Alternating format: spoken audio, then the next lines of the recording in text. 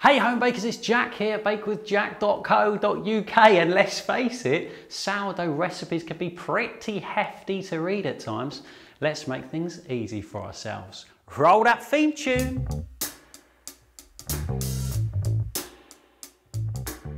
Hello to you and welcome back to the Bake with Jack YouTube channel, where I'm celebrating the Real Bread campaign Sourdough September with a month-long sourdough series. Woo! But first, here's a word from our sponsors. This video is brought to you by the Bake with Jack online shop, where you can get Bake with Jack sourdough stuff in your kitchen wherever you are in the world. Bread making bits and bobs that are simple and practical, just like me. Visit bakewithjack.co.uk/shop and get yours today. Sourdough recipes are long, sometimes lasting for days, and referring back and forth to a recipe that is a massive text like this, packed with the minutest of detail, can lead to misreading things, rereading things. And I don't know about you, but the sight of this alone stresses me out. When you're embarking upon a sourdough recipe, it's pretty crucial that you don't fluff it up along the way in amongst all of this. So what can we do to make this a little easier on the eye? I'm glad you asked. Cut to the table. Here we are at the desk this time. I'm going to show you exactly what I do to turn a big recipe into a shortcut recipe. This is your go-to recipe available on the website. It's your printable copy that you can print straight from the blog, exactly the same as in video 101. I'll leave the link underneath. Here you can see it's big. Like, I've tried to keep this as simple as possible, but it really is quite big. And in fact, on the front page, there's already a quick timing shortcut version there. So what I'm going to do is I'm going to take all this, pick out the most important parts. We're going to strip this down to its bare bones so we can see what's going on here. I'm going to write it here with a Sharpie so you can see. And then after that, we're going to take that and simplify it even further to fit on a Post-it note like that, which is exactly what I do every single time I make sourdough at home. So first, if we look at the method, feed in your starter day one. Don't have to worry about that, that's day one, I'll remember that, but we'll put it on here anyway. Day two, we mix everything together and we leave it to rest for 30 minutes. And then we do one fold here. We leave it to rest for 2 hours. And how many folds have we got? About 12 turns and folds is fine. So now we've got a second fold. 6 folds this time and rest it for 2 hours. We have a pre-shaped stage. Wait a minute, hold on. Second fold, third fold. Woo, that was close. Those should clearly be rising, fine. Repeat the second fold, 6 folds, rest for 1 hour. Next is the pre-shape stage. Pre-shape, we're gonna go with dust this time. We're dusting with flour. Shape it into a nice ball. Leave to rest for 1 hour. Final shape here. Flour again, that's fine.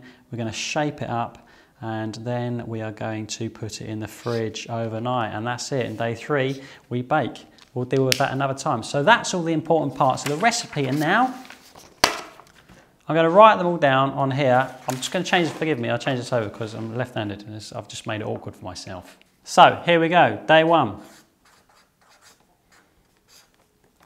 Feed, starter, PM, cool. Day 2,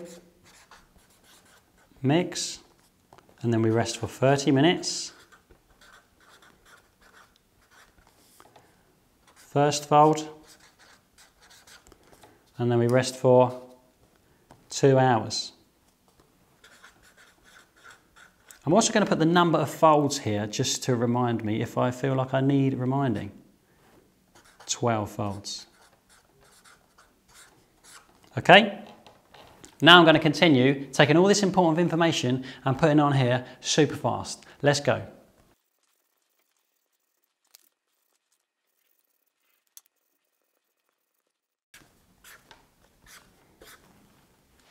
And there it is, that's all the important information off there. I can also add stuff like, for example, on the 3 folds, we fold using water, and on the pre-shape and the shape, we do those using flour. Now, there you go. That's all the important information off there. Day 1, feed starter. Day 2, we do all this. This is our resting times in between so we don't forget.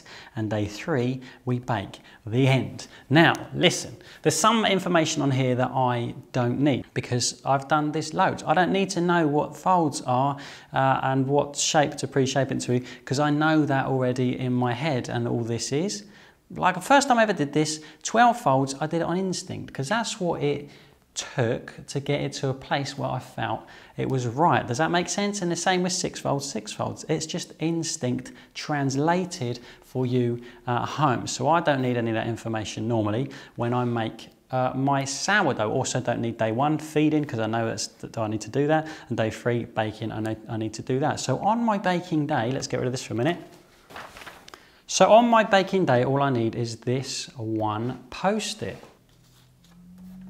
Normally what I do is I choose a time to mix my dough in the first place. I will mix my dough at that time and then write my Post-it based on my mixing time. So let's say, for example, at 9 o'clock in the morning, I'm going to mix my dough. 9, mix. 30 minutes later, I'm going to do the first fold, which is 9:30. First fold. 2-hour rest for the second fold is 11:30. Second. 13:30, that's another 2 hours for the third fold. And then we've got the pre-shape and the shape coming in at hour intervals. 14:30, it's 2:30 in the afternoon, and 15:30. By 3:30 in the afternoon, we are fully shaped and we are done in the fridge.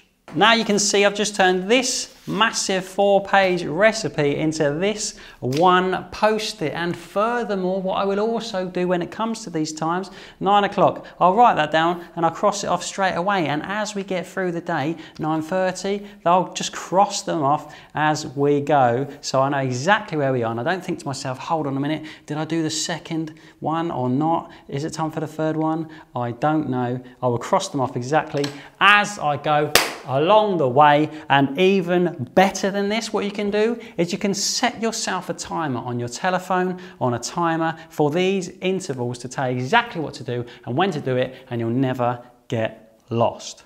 This is exactly what I do every single time I make sourdough. Even when I'm at the point where I think I'm going to remember what I'm going to do in the day, I never remember what I'm going to do in the day. I always write myself a little Post-it and just follow it down, ticking it off. Listen, I hope this video has helped you out. If you're brand new here and you want to stick around for the rest of Sourdough September, please click subscribe. There are loads of sourdough videos on the sourdough playlist. Click the thumbs up if this video brought some value to you, and I look forward to seeing you again very soon.